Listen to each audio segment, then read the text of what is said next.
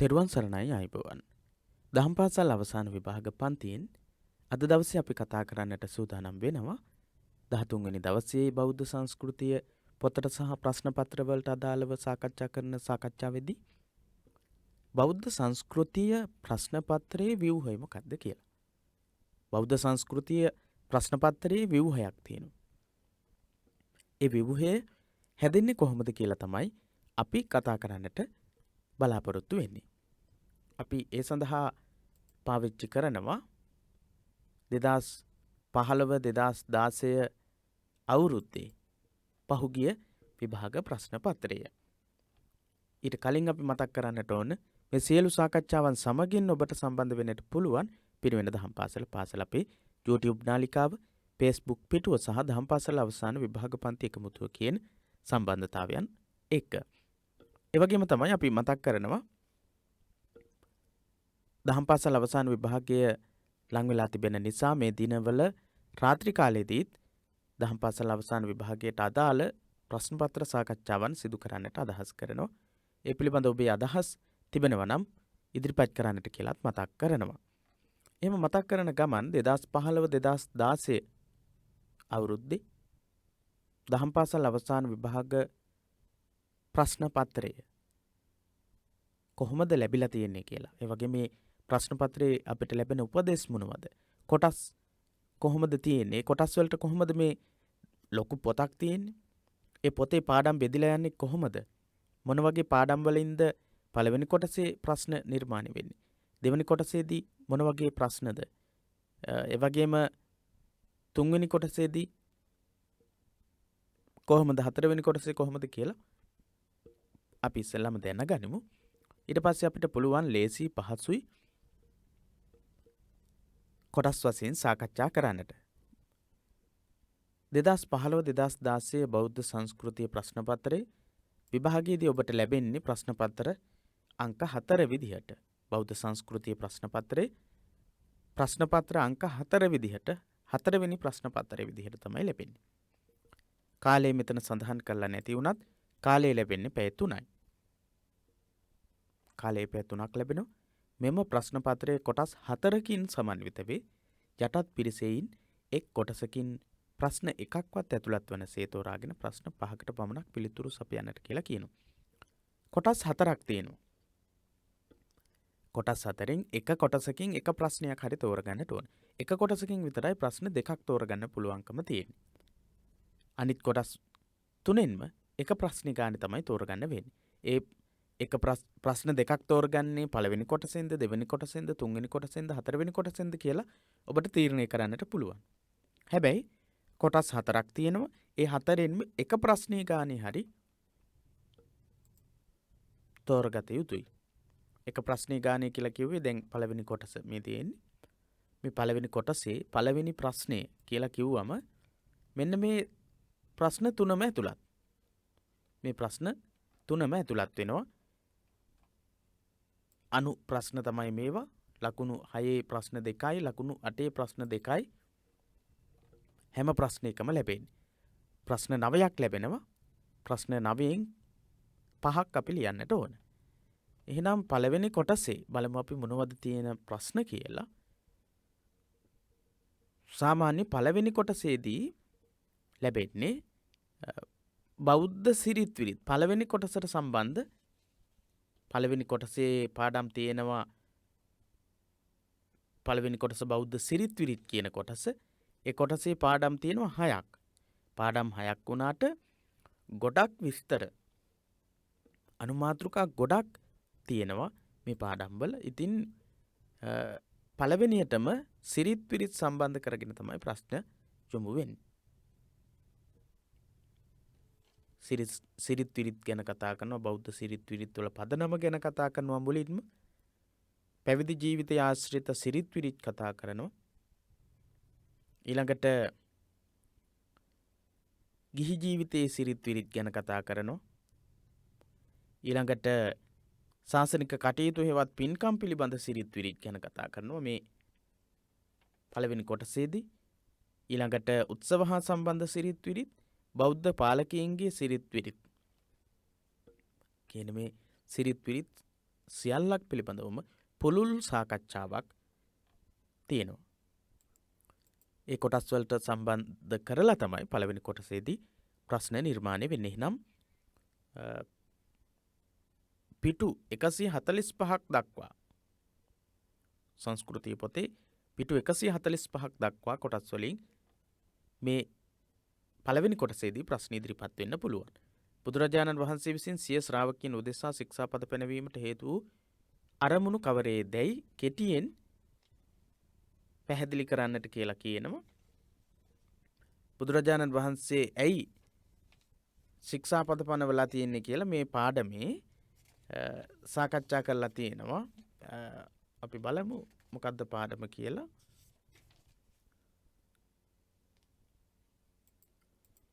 මේක සඳහන් වෙන්නේ සිරිත් විරිත් වල අභිමතාර්ථ කියන තැන. 4 වෙනි පිටුවේ සිරිත් විරිත් වල අභිමතාර්ථ. පළවෙනි පාඩමේ බෞද්ධ සිරිත් විරිත් වල පදනම කියන පාඩමේ අනුමාතෘකාවක් තියෙනවා සිරිත් විරිත් වල අභිමතාර්ථ කියලා. එතන සඳහන් වෙනවා විනය නීති පනවන්නට හේතු වෙච්ච කාරණා 10ක්.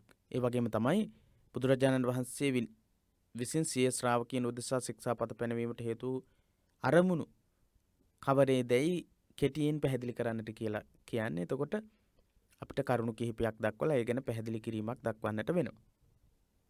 එහෙම නැත්නම් පැහැදිලි කිරීමක් කරලා කරුණු කිහිපයක් මේ ආදී වශයෙන් හෝ කියලා කරුණු කිහිපයක් හෝ නම් කරලා දක්වන්නට වෙනවා. නිර්වාණ අවබෝධය සඳහා බෞද්ධ ගිහි පැවිදි දෙපක්ෂයේම මධ්‍යම ප්‍රතිපදා මාර්ගය අනුගමනය කිරීමේදී මතුවී පෙනෙන විශේෂතා පිළිබඳ සමාලෝචනය කරන්න.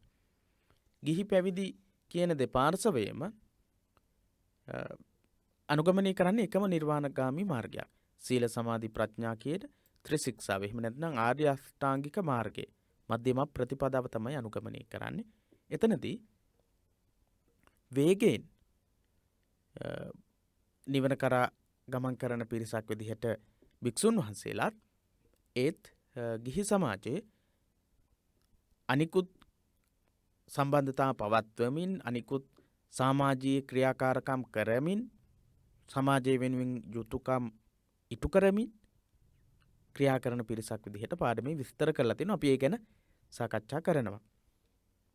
මම මේ සඳහන් කරන්නේ කොයි වගේ කොටස් වලින් අවධානය යොමු වෙන්න පුළුවන්ද කියන කාරණේ ගැන.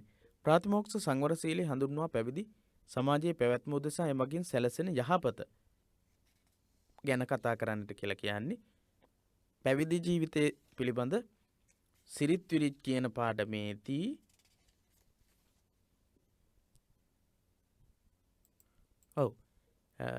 පළවෙනි පාඩම බෞද්ධ සිරිත් විරිත් වල පදනම කියන පාඩමේදී නිවන් මඟ හා සීලය කියන එක ගැනත් කතා කරනවා. ඒ වගේම සීලේ ප්‍රභේද ගැන කතා කරනවා. සීලේ ප්‍රභේද ගැන කතා කරනවා. සීලේ ප්‍රභේද ගැන කතා කරලා පළවෙනියටම ප්‍රාතිමෝක්ෂ සංවර සීලය ගැන විස්තරයක් දීර්ඝ විස්තරයක් ඇතුළත් වෙනවා. ඒ විදිහට තමයි පළවෙනි ප්‍රශ්නය නිර්මාණය වෙලා තියෙන්නේ පළවෙනි පාඩම ඇසුරු කරගෙන. අපි දෙවැනි ප්‍රශ්නයට අවධානය යොමු කරලා බලමු. ප්‍රතිවේක්ෂා කිරීම යනු කුමක්දයි පැහැදිලි කොට එමගින් භික්ෂු ජීවිතයේ කවර ගුණාංග පිළිබිඹු වේදැයි විමර්ශනය කරන්නට කියන ප්‍රශ්නය. ප්‍රතිවේක්ෂා කරලා භික්ෂුන් වහන්සේලා දානය වළඳනවා කියන කාරණේ. භික්ෂුන් වහන්සේලාගේ සිරිත් විරිත් අතර තියෙන ප්‍රධාන ඉගැන්වීමක්. දෙවැනි පාඩමේ ප්‍රතිවේක්ෂා කියලා කොටසක් තියෙනවා. දෙවැනි පාඩමේ 2 අංකය යටතේ තමයි තියෙන්නේ. 2 යටතේ තියෙන අනුමාතෘකාවක් තමයි ප්‍රතිවේක්ෂා කිරීම කියන්නේ. 2 යටතේ තියෙන මාතෘකාවක් තමයි ප්‍රතිවේක්ෂා කිරීම කියලා කියන්නේ බෞද්ධ සංස්කෘතිය පොතේ. භික්ෂුන් වහන්සේලාගේ දන් වැළඳීම ආශ්‍රිත ශික්ෂාපද ඇසුරෙන් හෙළිවන මූලික ආචාර ධර්ම පද්ධතිය පැහැදිලි කරන්න. භික්ෂුන් වහන්සේලාගේ දන් වැළඳීම හා සම්බන්ධ ශික්ෂාපද පනවලා තියෙනවා. සේකියා ශික්ෂාපද අතරේ තියෙනවා දානය වැළඳීම පිළිබඳ ශික්ෂාපද 2.5. දෙවැනි පාඩමේ 2.5 අංකය යටතේ දානය වැළඳීම හා සම්බන්ධ විස්තරයක් සාකච්ඡා කරලා තිනවා. ඒ වගේම අපි මීට කලින් කියලා දුන්නු පාඩමේදීත් සේකියා ශික්ෂාපදත් පාලි කොටසුත් සම්බන්ධ කරගෙන ඔබට කියලා දුන්නා. ඊළඟට තුන්වෙනි ප්‍රශ්නයේ දෙවැනි ප්‍රශ්නයේ තුන්වෙනි අනු ප්‍රශ්නයේ ආහාර ගැනීමේදී බෞද්ධ ගිහියන් විසින් පිළිපැදිය යුතු සිරිත් විරිත් මොනවාද කියලා ආහාර ගැනීමේදී ගිහියන් විසින් අනුගමනය කළ යුතු සිරිත් විරිත් මොනවද කියන ප්‍රශ්නය. ඒ විදිහේ සිරිත් විරිත් සම්බන්ධ කරගෙන ප්‍රශ්න යොමු වෙනවා. ඊළඟට තුන්වෙනි ප්‍රශ්නයේ ත්‍රිවිධ චෛත්‍ය හඳුන්වා මේ අතර බෝධීන් වහන්සේට හිමි වෙන ස්ථානය. ත්‍රිවිධ චෛත්‍ය ගැන සඳහන් කරලා බෝධීන් වහන්සේට හිමි වෙන ස්ථානය ගැන තමයි අහන්නේ. බෝධීන් වහන්සේට හිමි වෙන ස්ථානයේ බෞද්ධ සාන්ති කර්ම පිරිත් දේශනය හා සම්බන්ධ සිරිත්, බෝධි පූජාව හා සම්බන්ධ සිරිත්, ධර්ම යාත්‍රාව හෙවත් වන්දනා ගමන් පිළිබඳ සිරිත්, ඒ විදිහට සාකච්ඡා වෙන කොටසක් තියෙනවා. හතරවෙනි පරිච්ඡේදය ಭಾರತೀಯ හා ශ්‍රී ලාංකීය ඓතිහාසික තොරතුරු පාදක කරගනිමින් බෝධිගරයේ ආරම්භය හා විකාශනය පිළිබඳ විමර්ශනයක් කරන්න. බෝධිගර බෝධි පූජා පැවැත්වීමේදී ශ්‍රී ලාංකීය නූතන බෞද්ධයන් අනුගමනය කරන චාරිත්‍ර විධි විස්තර කරන්න. බෝධිගර කියන එක ගැන සාකච්ඡා කරනවා කලා ශිල්ප කොටසේදී. ඒ වගේම තමයි මේ බෝධි පූජාව පැවැත්වීමේදී අනුගමනය කරන සිරිත් විරිත් සම්බන්ධව තියෙන්නේ හතරවෙනි පරිච්ඡේදයේ සඳහන් වෙනවා. ඊළඟට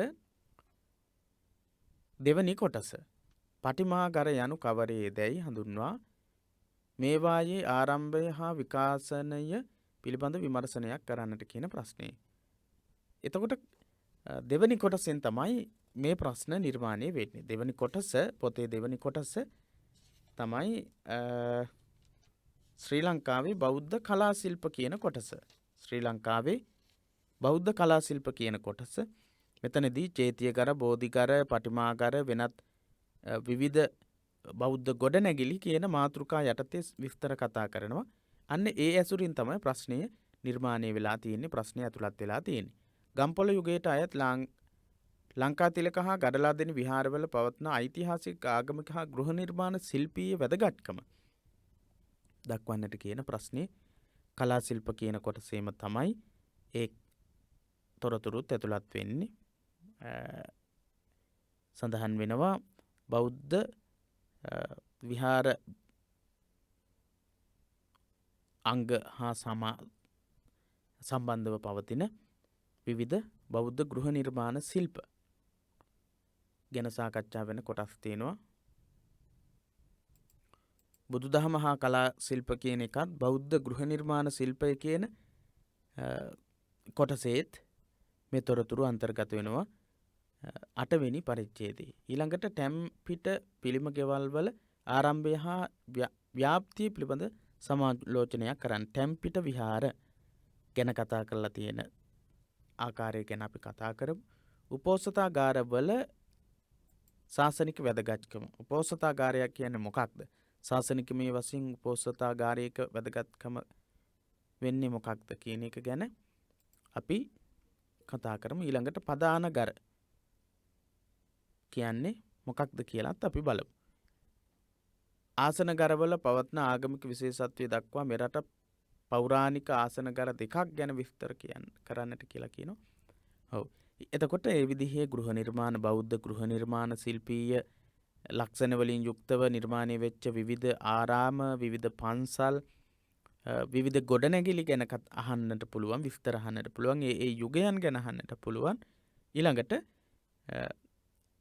චේතියගර, බෝධිගර, පටිමාගර මේ වගේ ගෙවල්, පිළිම ගෙවල්, ඒ වගේම චෛත්‍ය වෙනුවෙන් හදපු ගෙවල් ගැන විස්තර අහන්න පුළුවන්. තුන්වෙනි කොටස වැදගත් වෙනවා. සිංහල බෞද්ධ සාහිත්‍ය හා සම්බන්ධව තියෙනවා බෞද්ධ සිංහල සාහිත්‍ය කියන 12 වෙනි පරිච්ඡේදය.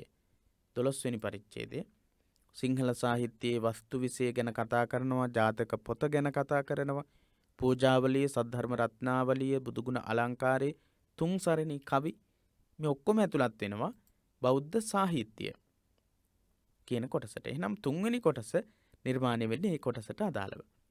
එහෙනම් ඒක ලේසි අපිට පහසුයි ඒ කොටසින් ප්‍රශ්නයක් තෝරගන්න. අපි බලමු ප්‍රශ්න කීයක් තියෙනවද කියලා. මොකද ඒකේ තියෙන්නේ 12 වෙනි පරිච්ඡේදය. බලමු සිංහල භක්ති කාව්‍යයක් වශයෙන් තුන් සරණේ කෘතියෙහි පවත්නා වැදගත්කම් පරීක්ෂා කරන්න. සිංහල භක්ති කාව්‍යයක් වශයෙන් තුන් සරණේ කෘතියේ වැදගත්කම ගැන කියන්නට කියලායි කියන්නේ. ඊළඟට ඒත් එක්කම ඊට මුලින් තියෙන බුදුගුණ අලංකාරයේ කර්තෘ කාලය හා වස්තු විෂය ගැන දක්වන්නට කියන ලකුණු 6 ප්‍රශ්නේ. ඊළඟට බෞද්ධ පාඨකයා තුළ ආගමික ශ්‍රද්ධාව දැන්වීම සඳහා බුදුගුණ අලංකාර කතුවරයා උපයෝගී කොටගත් විවිධ උපාය මාර්ග විමර්ශනය කරන්නට කියලා. බුදුගුණ අලංකාරයේ කවි ඇසුරු කරගෙන තමයි මේ වගේ ප්‍රශ්නයකට අපිට පිළිතුරු ලියන්නට වෙන්නේ. ඊළඟට 7 වෙනි ප්‍රශ්නය බලන්න පූජාවලිහි කර්තෘ කාලය හා අන්තර්ගත කරුණු පිළිබඳ හැඳින්වීමක් කරන්නට කියන ප්‍රශ්නය ඇවිල්ලා තියෙනවා. පූජාවලිය ගැනත් වෙනම මාතෘකාවක් තියෙනවා. 12 3 වෙනි අංකයේ යටතේ. කතාවස්තු වල රසවත් භාවය හා සජීවී ස්වરૂපය ආරක්ෂා කිරීම සඳහා පූජාවලි කතුවරයා ශබ්ද රසය උපයෝගී කොටගත් ආකාරයේ නිදසුන් මගින් පැහැදිලි කරන්නට කියන ප්‍රශ්නය. එහෙනම් පූජාවලියේ තියෙන විශේෂ ඉගැන්වීම් පූජාවලියේ කොටස් අරගෙන තමයි මේ වගේ ප්‍රශ්නයකට පිළිතුරු ලියන්නට වෙන්නේ. පොදු ජනතාවගේ සිත් ගන්නා අයුරින් කතා පුවත් වර්ණනා කිරීම සඳහා පූජාවලි කතුවරයා දරූ ප්‍රයත්නය මොකක්ද කියලා කොයි වගේද කියන එක ගැන අපිට විස්තර කරන්නට වෙනවා. එහෙනම් මෙතනදී අපිට ප්‍රධාන වශයෙන් ලක්ෂණයක් වෙනවා බුදුගුණ අලංකාරය ගැන ඇහුවොත් බුදුගුණ අලංකාරයේ සම්බන්ධවම තමයි එක ප්‍රශ්නයක් අහන්නේ. සද්ධර්ම රත්නාවලිය ගැන ඇහුවොත් ඒ සද්ධර්ම රත්නාවලියටම සම්බන්ධ කරලා තමයි සම්පූර්ණ ප්‍රශ්නය අහලා තියෙන්නේ. එහෙනම් සිංහල සාහිත්‍ය සම්බන්ධව තමයි ප්‍රශ්නය අහලා තියෙන්නේ 3 වෙනි කොටසේ. ප්‍රශ්න අහලා තියෙන්නේ. සිංහල සාහිත්‍ය සම්බන්ධයෙන් ප්‍රශ්න 7 වෙනි ප්‍රශ්නේ. ඒ වගේම 3 වෙනි කොටසේදී ප්‍රශ්න දෙකක් ඉදිරිපත් වෙනවා. සිංහල සාහිත්‍ය සම්බන්ධව තමයි මේ ප්‍රශ්න දෙක ඉදිරිපත් වෙලා තියෙන්නේ. ප්‍රශ්න දෙකයි ඉදිරිපත් වෙන්නේ. 6 වෙනි ප්‍රශ්නේ සහ 7 වෙනි ප්‍රශ්නේ. ඊළඟට 4 වෙනි කොටසේ තමයි 8 වෙනි ප්‍රශ්නේ තියෙන්නේ. 12 වෙනි සියවසේදී ශ්‍රී ලංකාව හා බුරුමේ මියන්මාරය අතර පැවති ආගමික සම්බන්ධතා පිළිබඳ හැඳින්වීමක් කරන්නට කියන 3 වෙනි කොටසෙන් තමයි මේ ප්‍රශ්න හැදෙන්නේ. මේ ප්‍රශ්න පත්‍රයේ 4 වෙනි කොටසේ ප්‍රශ්න ඉදිරිපත් වෙන්නේ ලෝක බෞද්ධ සංස්කෘතිය කියන කොටසට අදාළව. ලෝක බෞද්ධ සංස්කෘතිය. එතනදී බුරුමේ බුදුදහම ගැන කතා කරනවා, තායිලන්තයේ බුදුදහම ගැන කතා කරනවා. ලොකු පාඩම්. ඒ වගේම චීනයේ බුදුදහම ගැන කතා කරනවා, ජපානයේ බුදුදහම ගැන කතා කරනවා. 3 වෙනි කොටසේදී පාඩමේ 3 වෙනි කොටසේදී ලෝක බෞද්ධ සංස්කෘතිය කියන කොටස. එතනදී අහනවා 12 වන සියවසේදී ශ්‍රී ලංකාව හා බුරුමේ මියන්මාරය අතර පැවති ආගමික සම්බන්ධතා පිළිබඳ හැඳින්වීමක් කරන්නට කියලා. බුරුමේයි ලංකාවයි අතර පැවතිච්ච ආගමික සම්බන්ධතා ගැන. ඊළඟට බුරුමේ මියන්මාරයේ සීහල සංඝනිකාය ආරම්භය හා ව්‍යාප්තිය සිදු වූ ආකාරය විමර්ශනය කරන්නට කියන ප්‍රශ්නේ බුරුමේ සම්බන්ධ කරගෙනමයි ප්‍රශ්නේ අහන්නේ දෙවනි ප්‍රශ්නියත්. ඊළඟට 3 වෙනි අනු ප්‍රශ්නයේ 19 වන සියවස ආරම්භයේදී ලක්දිව බුදුසසුනේ අභිවෘද්ධිය උදෙසා බුරුම භික්ෂුන්ගෙන් ලැබුණු සහාය විස්තර කරන්නට කියලා කියනවා. ඉතින් ලකුණු 8ක ප්‍රශ්නයක්. බුරුමේ සම්බන්ධ කරගෙන තමයි ප්‍රශ්නේ 2015 2016 අවුරුද්දේදී ලෝක බෞද්ධ සංස්කෘතියෙන් අහලා තියෙන්නේ. ඊළඟට ශ්‍රී ලංකාවේ ශාසන අභිවෘද්ධිය උදෙසා 19 වන සියවස ආරම්භයේදී තායිලන්ත භික්ෂූන් සිදු කළ විශිෂ්ට සේවය ඇගීමට ලක් කරන්න. ඊළඟට අහනවා තායිලන්තයේ බුදුදහම සම්බන්ධ කරගෙන ප්‍රශ්නයක් අහනවා. ඊළඟට චීන බුදුදහම පෝෂණය කිරීමෙහිලා හියුන්සියන් හිමියන්ගෙන් සැලසුණු සේවය විමර්ශනය කරන්නට කියන ප්‍රශ්නේ. චීනයේ බුදුදහම හා සම්බන්ධවම තමයි දෙවෙනි ප්‍රශ්නයත් අහන්නේ. ශ්‍රී ලංකාවේ ශාසන අභිවෘද්ධිය උදෙසා 19 වන සියවසේ ආරම්භයේදී තායිලන්ත භික්ෂූන් සිදු කළ විශිෂ්ට සේවය ගැන අහනවා. ඊළඟට චීන බුදුදහම පෝෂණය කිරීමෙහිලා හියුන්සියන් හිමියන්ගෙන් සැලසුණු සේවය ඊළඟට ජපාන ජනතාවගේ සම්භාවනාවට පාත්‍ර වූ සෙන් බුදුදහම ගැන හැඳින්වීමක් කරන්නට කියලා අහනවා. මෙතන මේ ප්‍රශ්නේ විශේෂයි. 9 වෙනි ප්‍රශ්නේදී තායිලන්තය ගැන අහලා තියෙනවා. තායිලන්තයේ භික්ෂුන් වහන්සේලා සම්බුද්ධ ශාසනය වෙනුවෙන් සම්බුද්ධ ශාසනයේ අභිවෘද්ධිය වෙනුවෙන් කටයුතු කරපු ආකාරය ගැන අහනවා. චීන බුදුදහම පෝෂණය කිරීමට හියුන්සියන් හිමියන් කරපු මෙහෙවර ගැන අහනවා. එහෙනම් චීන බුදුදහම හා සම්බන්ධ කොටස් වලින් මේ ප්‍රශ්නේ යොමු වෙලා තියෙන්නේ. ජපාන ජනතාවගේ සම්භාවනාවට පාත්‍ර වෙච්ච සෙන් බුදුදහම. බුදුදහමේ කොටසක් තමයි සෙන් බුදුදහම කියන්නේ. ඒ ගැනත් ප්‍රශ්නයක් යොමු වෙලා තියෙනවා. මේ වගේ ස්වරූපයක් තමයි ප්‍රශ්න පත්‍රවල අපිට දැක ගන්නට පුළුවන්කම තියෙන්නේ. තවත් මොනවා හරි වෙනස්කමක් තිබුණොත් ඒ ගැනත් සාකච්ඡා කරන ගමන් අපි වෙන වෙනම මේ ප්‍රශ්න පත්‍රවලට පිළිතුරු මේ දින කිහිපේ පුරාවට සාකච්ඡා කරමු. අද හවස් කාලයේදී රාත්‍රී කාලයේදී අපි පන්තිය පවත්වන්නට කටයුතු කරනවා. ඒ පිළිබඳව ඔබට පහලින් තියෙනවා අපේ අංකය. ඒ ඔස්සේ WhatsApp සමූහය ඔස්සේ දැනුවත් කරන්නම්. ඒ වගේම පිරිවෙන දහම් පාසල අපේ Facebook පිටුව ඔස්සේ දැනුවත් කරන්නම්. ඒ වගේම දහම් පාසල අවසාන විභාග පන්ති එකමුතුව ඔස්සේ දැනුවත් කිරීම කරන්නම්. ඒ වගේම පිරිවෙන දහම් පාසල අපගේ YouTube නාලිකාව ඔස්සේ ඔබව දැනුවත් කිරීමට අපි බලාපොරොත්තු වෙනවා, දැනුවත් කරන්නම්. එහෙමනම් අද දවසේදී උදෑසන කාලයේදී බෞද්ධ සංස්කෘතිය ප්‍රශ්න පත්‍රය සඳහා පිළිතුරු ලිවීමට පහසුවක් වීම සඳහා වගේම සූදානම් වීමට වැදගත් වෙන කාරණාවන් ගොඩක් අපි සාකච්ඡා කළා. ප්‍රශ්න පත්‍රයේ පිළිබඳව සහ පොතේ තියෙන කොටස් පිළිබඳව ඒ කොටස් වලට අනුරූපව ප්‍රශ්න පත්‍රයේ නිර්මාණය වෙන්නේ කොහොමද කියන එක ගැන හොඳ දැනුමක්, වැටහීමක් ඔබට ඇති වෙන්නට ඇති කියලා අපි විශ්වාස කරනවා. බෞද්ධ සංස්කෘතිය පොතේ අන්තර්ගත වෙන ගැඹුරු ඒ වගේම ප්‍රමාණයෙන් වැඩිපුර සාකච්ඡා කරලා තියෙන ගැඹුරු බවට වඩා පරාසය අතින් ගොඩක් විශාල පරාසයක් තුළ විහිදිච්ච කාරණාවන් කතා කරලා තියෙනවා. ඒ සියලු කොටස් ඇතුළු වෙමින් 2015 2016 2017 2017 සහ 2018 කියන වර්ෂයන් වල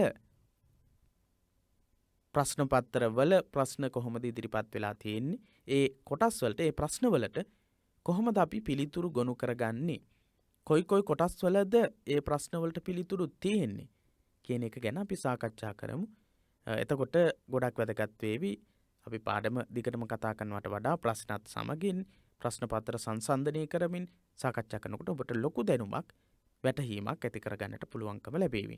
එහෙමනම් දිගටම අපගේ නාලිකාවත් අපගේ පිටුවත් ඒ වගේම දහම් පාසල් අවසාන විභාග පන්ති එකමුතුව කියන සමූහයත් WhatsApp සමූහයත් සමගින් සම්බන්ධ වෙලා කටයුතු කරන්නට කියලා ඔබට මතක් කරන ගමන් අද දවසේ සාකච්ඡාව නිමා කරනවා පිරිවෙන දහම් පාසල සියලු සම්බන්ධතා සමගින්.